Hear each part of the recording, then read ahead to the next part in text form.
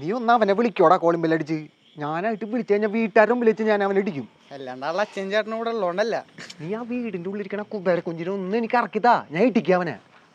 ഞാൻ വിളിക്കും. എന്താടാ പുറത്തേക്കാണ് ഞാനില്ലടാ ട്രൗസർ ഇട്ടിട്ടില്ല. നീ എന്തുട്ടെ അവന് മെസ്സേജ്? അവളുടെ ബർത്ത്ഡേ ഞാൻ വിഷ് ചെയ്തടാ. അയ്യോ ബർത്ത്ഡേ ബർത്ത്ഡേ ഇന്നാണ്. ഞാൻ സ്റ്റാറ്റസ് ഇട്ട് ചടങ്ങണ്ടി. അയ്യോ നിന്റെ കൂറല എക്സ്പ്രസ് ഞാൻ പണ്ടേ മ്യൂട്ട് ചെയ്തതാ. അത് പോട്ടെ, നീ അത് കഴിഞ്ഞിട്ട് എന്താ ഞാൻ ചോദിച്ചത്? എന്റെ പെണ്ണിന്റെ അക്കൗണ്ടിന്റെ പാസ്വേഡ് എന്റെ ഇട്ടെന്ന് നീ അയക്കണ മെസ്സേജ് എനിക്ക് കാണാൻ പറ്റുന്നു.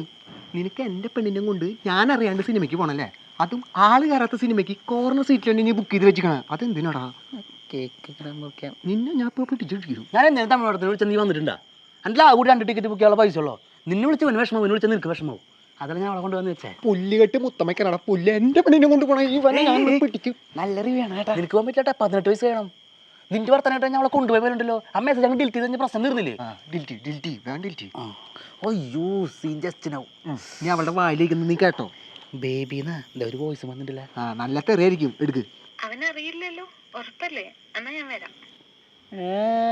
നക്ക നക്ക.